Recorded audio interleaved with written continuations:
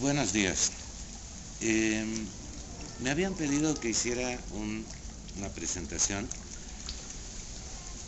para este encuentro acerca de rasgos personales de Mauricio Beuchot.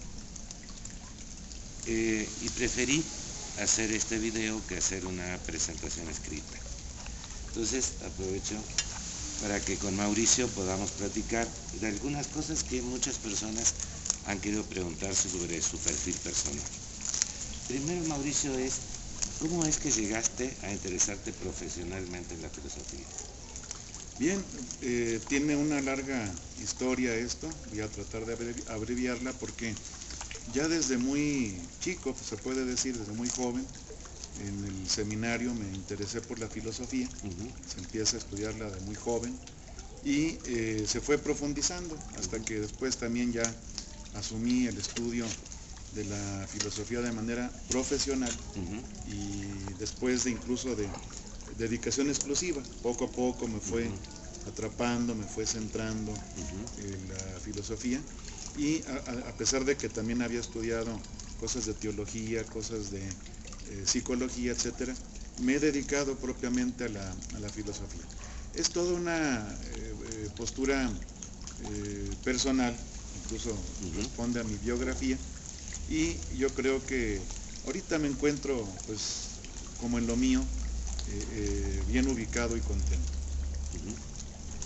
Y no solo en la filosofía, Mauricio, ¿cómo fue que personalmente llegaste a la hermenéutica analógica? Bien, también allí encuentro una trayectoria vital, otra vez autobiográfica. Yo creo que también han sido cosas de la misma vida que han propiciado ciertas reflexiones.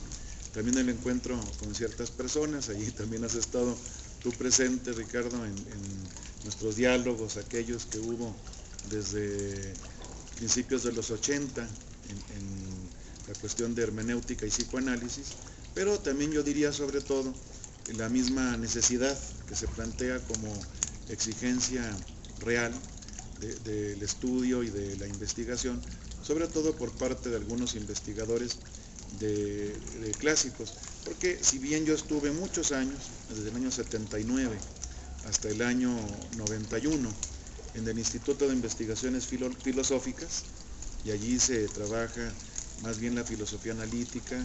En ese entonces era una filosofía analítica incluso muy positivista, con mucha lógica matemática, filosofía del lenguaje muy fuerte, filosofía de la ciencia, todo este tipo de cosas del lado racionalista, empirista, cientificista.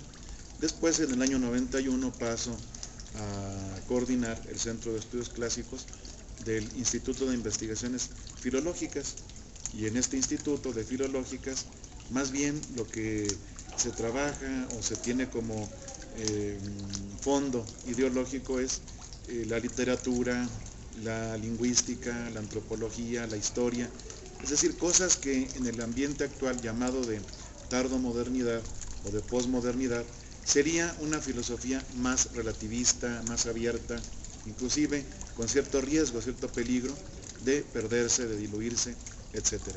Entonces, estando ya aquí, ya que vine a Filológicas, la gente me pidió que, ya que era yo filósofo, le enseñara sobre todo método para traducir, método para investigar, método para llegar a algo más útil que pudiera evitar, por ejemplo, ese relativismo, sin caer, por supuesto, en el cientificismo, que también es su contraparte. Entonces yo me encontré allí con la percepción de que venía de una postura filosófica que podríamos llamar muy univocista, ¿verdad? Que era la filosofía analítica, rigurosa, estricta, con un ideal de ciencia muy fuerte, y en cambio tenía otra perspectiva, otro diálogo muy diferente con la gente más bien de la posmodernidad, que me daba esa sensación, habiendo venido de allá, de una gran equivocidad. Entonces ahí me pregunto, Mauricio, ¿cómo aplicas la hermenéutica analógica en tu vida personal? Sí, yo creo que esto, por lo menos como búsqueda, porque me di cuenta de que si estaban en juego allí una corriente ideológica muy univocista y una corriente ideológica bastante equivocista, estaba faltando algo. Sabemos que en la filosofía del lenguaje, desde Aristóteles hasta Quine, hay unívoco, equívoco y análogo, y faltaba la analogía, ¿verdad? Yo traté de aprovecharla aquí para este planteamiento que es de hermenéutica analógica, pero creo que también responde a cosas autobiográficas, es decir, trato de aplicarlo a la propia vivencia personal, a mi vida personal. La dificultad para mí está en que pasé demasiado tiempo en el reino de la univocidad, en el pretendidamente luminoso reino de la univocidad, que es el de la filosofía científica, la filosofía positivista, la filosofía analítica, porque ya propiamente positivismo no hay, ya es muy difícil encontrar quien lo sustente, hay más bien un giro pragmático o pragmatista en la filosofía analítica, que es el que se ve o se siente en la actualidad, pero venía ya marcado, determinado con ese univocismo constitutivo, ya de alguna manera estructural, que es el que he tenido que ir rompiendo, roturando o por lo menos aflojando, ¿verdad? Se ve en que muchos de los colegas de la modernidad tardía o posmodernidad me dicen que me falta ser más heideggeriano, ser más abierto, etcétera, etcétera. Yo creo que eso es un proceso también en el que lo importante para mí, desde la perspectiva analógica, es ponerle límites. De acuerdo, pero la pregunta era más personal, porque todos sabemos, por ejemplo, que escribes poesía. Sí. Eso no tiene nada de unívoco. No, de acuerdo. Eso es lo que me ayuda. ¿Te acuerdas de alguno de tus propios poemas? Claro que sí. A ver, ¿cuál? ¿Verdad? Por ejemplo, a mí me gusta mucho uno en el que hablo de mi vivencia interior, ¿verdad? En el que hablo acerca de encontrarse solo, encontrarse en la razón, como una corola vacía, hablo de una flor, ¿verdad? Y la razón te aísla, la razón a veces te separa de los demás, la razón te mete en ti mismo y es una gran soledad, ¿verdad? ¿Te acuerdas del poema? No lo tengo apuntado, debí traer mi libro, ¿verdad? Pero no lo tengo memorizado, pero sé las ideas, que hablo de un vacío tremendo, ¿verdad? Comparo la razón como la corola vacía de una flor. Cuando tú buscas ahí el polen, lo que fecunda, lo que da vida, no lo encuentras. Pero entonces me pregunto allí, ¿cómo salir de eso? ¿Cómo llegar a una especie como de jardín en el que haya esa vida, esa luz que te da la poesía, sin caer en el otro polo extremo de la equivocidad? Y yo lo he aplicado, fíjate, a mí mismo, a través de la consideración de que la misma metáfora que tanto usas en poesía no es mera equivocidad, no es puro equivocidad.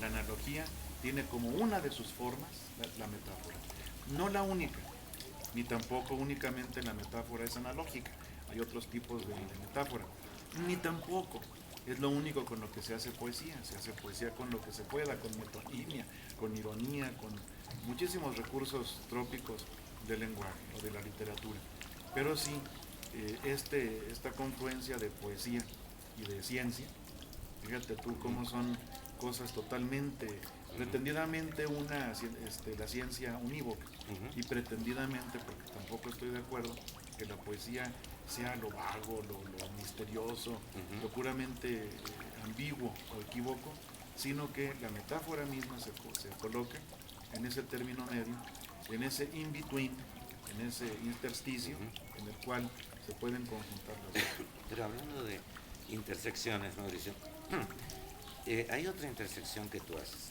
que es hermenéutica analógica, acompañamiento espiritual y psicoanálisis. ¿Cómo haces esta intersección?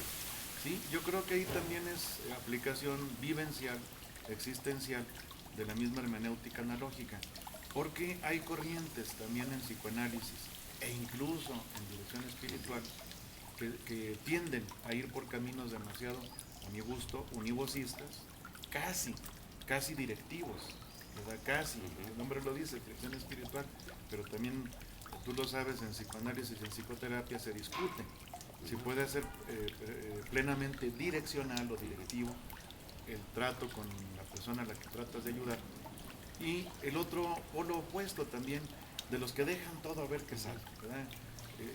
La misma dirección espiritual, a ver qué va saliendo, a ver qué se va formando, si es que se forma algo, ¿verdad? Igual que también en algunas posturas psicoanalíticas, que casi da un poco la impresión del ahí se va, ¿verdad? Lo que vaya a salir, lo que ocurra, lo que se pueda armar, lo que se pueda organizar. Yo creo que allí la analogía te enseña a ser dialogal, te enseña el carácter dialógico o intersubjetivo de este tipo de transacciones personales, porque tanto en la dirección espiritual como en el psicoanálisis o la psicoterapia se están jugando allí las personas, ¿no? Entonces, yo creo que una hermenéutica analógica me ha servido a mí, o debe servirme a mí, para encontrar ese término medio dialogal en el que ni todo se abandone, que el pobre sujeto que se está formando, que está pidiéndote ayuda, o estás tratando de orientar, tenga que hacerlo todo por sí mismo con esa angustia de ver qué va a pasar, ni tampoco el lado fácil, también o facilón, trivial, de darle todo ya hecho, todo ya preparado. Y hablando de intersección, desde relaciones interpersonales y todo esto, ¿cómo te ha ido con las intersecciones con las gentes que has conocido, como Bátimo, Grondin, Riquer, etcétera? ¿Qué anécdotas te recuerda ahora? Sí, bueno, yo creo que eso ha sido lo más rico y lo que más te mueve a trabajar, ¿verdad? Por ejemplo, yo tuve ocasión de platicar, de conversar con Paul Riquer en el Congreso de Granada de 1987, ya hace bastante tiempo, y fue allí cuando ya estaba un poco preparándose, digamos, la incubación, llamémosle así, de la hermenéutica analógica, porque aunque yo la planteé hasta el año 93, tú mismo recuerdas que en la Iberoamericana, en la UIA, en la Universidad Iberoamericana, ya desde el año 82 por allí empezábamos a hacer seminarios y cosas de discusión, buscando una salida a estas interpretaciones univocistas y equivocistas que tanto campeaban. Riquer me orientó por allí. Él estaba todavía, digamos, tenía fresco, ¿verdad? Lo de tiempo y narración. Tiempo y narración. Y yo no sé por qué lo retrotraje, le planteé preguntas de la metáfora viva, es otro gran libro. Y él siempre me llevaba a tiempo y narración. Lo que le interesaba era la narratología, era la pragmática. Incluso me decía que no fuera tanto la hermenéutica, sino la pragmática. Pero como ya había yo trabajado pragmática en filosóficas, estaba todavía allí incluso, buscaba un camino distinto. Y recuerdo yo que ahí tomando café con él en Granada, me dijo una cosa: si usted es analógico, me decía. ¿Por qué? Porque es mestizo. Porque primero pensaron que yo era francés, incluso me habían puesto Maurice en lugar de Mauricio, Maurice Béchon en lugar de Mauricio Beuchot, es como yo lo pongo, y todos se pusieron, cuando me tocó la conferencia, se pusieron los audífonos para la traducción simultánea, y dijeron, pero si se le entiende, ¿verdad? Claro, yo estaba hablando en español, claro, mexicano, ¿verdad? Allí ante la gente andaluza de Granada, y eso le encantó a Ricardo, que fuera ahí un mestizo, una especie de mestizo, no sé por dónde, el apellido francés, pero alguien pues que traía ideas de la América Latina, que sienten los europeos más fresca, más viva, como más espontánea. Y creo que también podría ser en esa misma línea lo que me ocurrió con Bátimo, ¿verdad? Porque a Bátimo yo lo conocí la primera vez cuando Enrique Dussel, nuestro común amigo Enrique Dussel, lo invitó, creo que fue el año 91, ¿verdad? A la UAM, Iztapalapa, y allí yo llevaba alguno de sus libros, no sé si Ética de la Interpretación, alguno de estos, y le pedí una firma, fue el primer contacto. Después, en el año 94, me lo volví a encontrar en Bogotá, en el Congreso Interamericano de Filosofía, y ahí ya platicamos un poco más. Yo le entregué alguna cosa mía medieval, de filosofía del lenguaje medieval, que traía por ahí, intercambiamos algún libro, ¿verdad? Y le llamó la atención, porque pues sí, no es tan frecuente encontrar medievalistas, ¿verdad? O gente que trabaje filosofía del lenguaje o la misma hermenéutica en un ámbito medieval. Todos es en la analítica, Davidson, Putnam Y yo hablaba de Anselmo, Agustín, Tomás de Aquino, Eckhart y Ockham, ¿verdad? Y Duns Scotus. Entonces todo eso pues le llamó la atención. Empezamos un poco a ubicarnos cada quien, uno al otro. Y ya hubo ocasión, sobre todo cuando en el año 2002, André Wiercinski organizó un congreso en la Universidad San Buenaventura, que está a un lado de Buffalo, Nueva York, aunque él venía de un poquito a un lado de Canadá, de Toronto, que era el Instituto Internacional de Hermenéutica, que se acababa de fundar. Incluso a mí me puso entre los fundadores allí. Y pude dialogar mucho con Bátimo, porque precisamente nos juntábamos ya en la noche, algunos latinos, porque teníamos como otro horario gastronómico, ¿verdad? Y mientras que allí en Estados Unidos se cena a las 6 de la tarde, nosotros hacíamos como que tomábamos algo, y ya después nos íbamos a un restaurante italiano que estaba junto al hotel del Congreso. Y allí Bátimo convidaba los vinos y nos juntábamos unas 6 o 7 personas, ¿verdad? Bátimo, yo mismo, una Fiorella que era la albacea de Gadamer, una italiana, otros, un español, Félix Duque, que también nos hicimos muy amigos allí, y además de Félix Duque, 2 o 3 norteamericanos simpatizantes de la cosa latinoamericana, o latina, porque era ciertamente otra hora y además otra comida, ¿verdad? Como era restaurante italiano, ahí comíamos pastas a granel y muy buenos vinos italianos. Y ahí hubo pues ese encuentro. Yo le di mi tratado de hermenéutica analógica, la edición que había en ese momento, en 2002, y a partir de eso ya fue que en 2004 se hizo el diálogo que tuvimos en la Facultad de Filosofía y Letras, en el aula magna de la facultad. Mira. Oye, y ahora vamos a una pregunta que muchos me han pedido que te hiciera. Se puede ser de 2 maneras. ¿Cómo haces para escribir tanto? ¿O por qué escribes tanto? Bueno, esa pregunta también me la han hecho otros amigos como el propio Wiercinski, ¿verdad? Teresa Oñate, Jean Grondin, con el que también he tenido alguna diálogo. Y yo les digo, ¿qué es eso? Es el diálogo. Incluso unos queridísimos amigos de Valencia, Adela Cortina y Jesús Conil, ¿verdad? ¿Cómo haces para escribir tanto? Claro, hay el riesgo de la repetición, ¿verdad? Porque a veces es inevitable, pero fíjate, ya es un diálogo. Yo ya escribo por diálogo. Hace mucho tiempo escribí como búsquedas, tentaleos, hipótesis, y ahora la gente me obliga a escribir porque dan objeciones de esto, objeciones del otro, o si no objeciones, comentarios, o cosas que quieren que yo desarrolle más. Y eso aparece, yo tengo que estar atento a las revistas y en muchos artículos, ¿por qué no trata de tal cosa? Y me invitan incluso a algunos lugares a exponerlo. Pero tengo que empezar inevitablemente, y ya a veces sí me harta, ¿verdad?, en exponer los rudimentos o las bases de la propuesta de la hermenéutica analógica. Porque tú sabes que en muchas partes, por ejemplo, acabo de estar el año pasado en Bucaramanga, en Colombia, y este mismo año, hace poco, en la Universidad Javeriana de Bogotá. Y lo mismo, a ver, ¿pero qué es eso? Y ahí estoy otra vez. Y los apuntes que les dejé, que van a ser un artículo que se va a publicar, es un resumen, ya es el 100º. Ahora, hay una cosa de la hermenéutica analógica, pero fíjate, hay una cosa, inevitablemente también te sale algo diferente. No sé por qué, no siempre la repetición es lo mismo. Y a veces no preveías que iba a salir una idea nueva, una idea distinta, una idea a lo mejor que es un daño colateral y sale por acá, por allá. Y luego las retomo y las recupero, las desarrollo, y de ahí sale otra línea de investigación. Pero muchas veces ha sido por eso, porque tengo que escribir. Me piden, por ejemplo, que haga un resumen del resumen del resumen. Y sale un librito pequeñito, ¿verdad?, que casi parece una especie de compendio mínimo Sí, sí.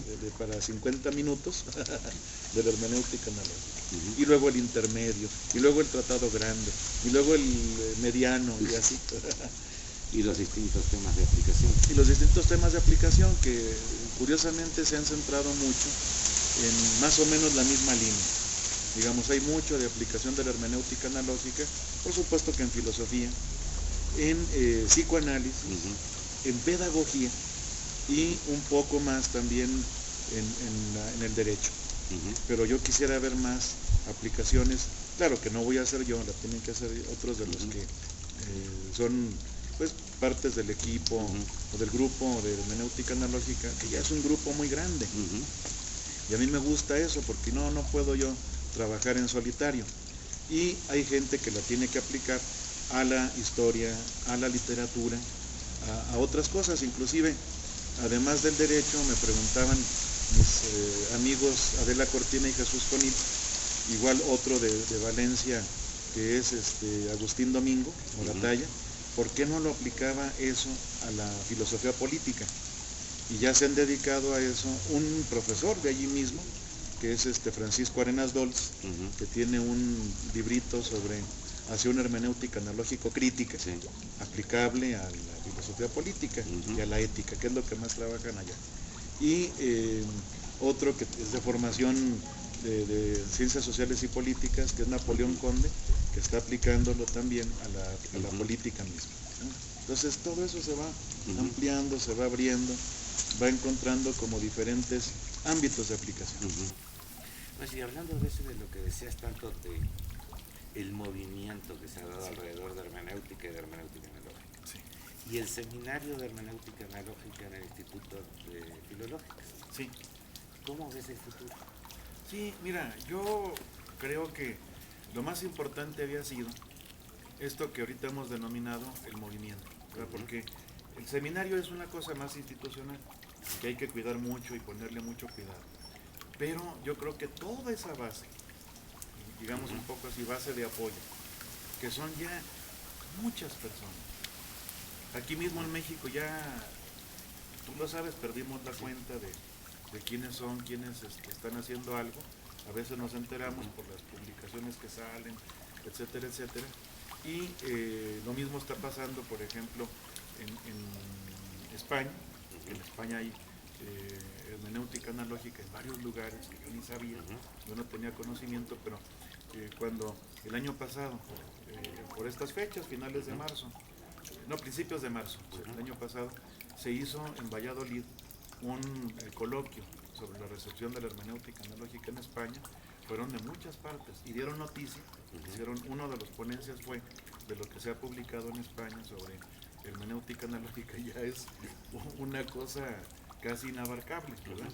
Y ahora va a haber otro a finales de mayo, ahora en Valencia, precisamente con Jesús Conil, con Adela Cortina y con Francisco Arenas Dols, sobre cómo ha continuado esa recepción de la hermenéutica analógica en España, donde espero enterarme y espero ver cosas nuevas que hayan Lo aparecido. mismo ha pasado en Colombia, en Chile, Exactamente, etcétera, ¿no? en Argentina, en Colombia, que he podido estar el año pasado y este año, ya me han notificado de varias partes donde están grupos trabajando hermenéutica analógica, por ejemplo, en varias universidades de Bogotá, en la Universidad Industrial de Santander, de Bucaramanga, pero también en Cúcuta, en Pamplona de Colombia, incluso que saben que hay en Venezuela. Me ha constado, he tenido la experiencia de eso, por ejemplo, en Argentina, simplemente en las dos partes que pude estar el año pasado, que fueron Buenos Aires y Tucumán, ¿verdad? Y ahora mismo este año, pero ya no pude, estaba yo invitado a la universidad, a la UBA, la Universidad la Autónoma de Buenos Aires, que es con un congreso en el que iba a estar Batin, pero ya eran tantas las salidas que ya no pude atender a esto, ¿no? Y igual me han dicho que pasa en Chile, donde he estado, pero no he tenido contacto más que con alguno de los investigadores. Y no he estado en un congreso que hubo de pedagogía en Brasil, pero recuerda la doctora Pontón del ISUE, nos habló de que se presentó en pedagogía una mesa de hermenéutica analógica Ajá. por los brasileños. ¿Sí? Oye, y hablando de eso, ¿cuánto tiempo crees tú que demore el seminario de hermenéutica del Instituto de Filológicas en ser unidad académica independiente? Yo espero que no más pronto, porque está surgiendo mucho trabajo en torno a este seminario que organiza diferentes actividades, y me da la impresión de que incluso tenemos que crecer porque lo exige así, la marcha de las cosas, la misma dinámica que va adquiriendo el propio seminario. ¿Y crees que deje de ser divertido? No, yo creo que una cosa no puede por qué tener que ser árida, ardua. Porque ese ha sido un lema de Sí. trabajo, que lo que se haga sea divertido. ¿Cómo Sí. le puedes explicar a todos los compañeros que hacer filosofía es algo que también es muy lúdico? Bueno, yo creo que es una cosa en la que nos han insistido mucho teóricos actuales de la misma filosofía, ¿no? Un también muy querido amigo español, Eugenio Trías, que tiene siempre esta idea de que no, la filosofía tiene que ser también algo, algo divertido, algo de carnaval. ¿No? Tiene la libro Filosofía y Carnaval, y no tiene por qué no ser una fiesta. Yo creo que depende mucho de nosotros el que pueda ser algo festivo, gozoso y que entusiasme, ¿verdad?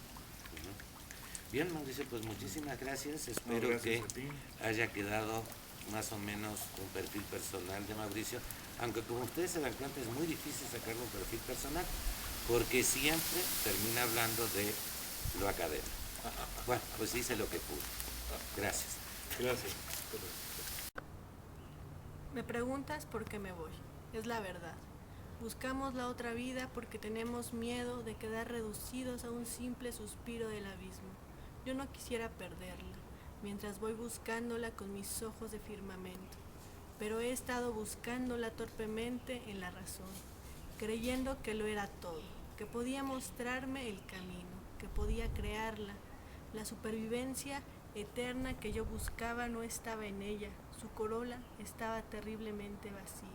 Y entonces quiso la tarde que metiera mi búsqueda en su olvido y su nostalgia.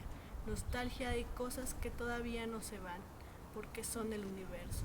Agradécele, oh mi alma, el que haya querido hacerte inmortal. Y piensa en ella, piensa muy alto en ella, para que contigo vaya a la vida. Porque Dios brilla en la tarde, se vislumbra un camino, es una visión.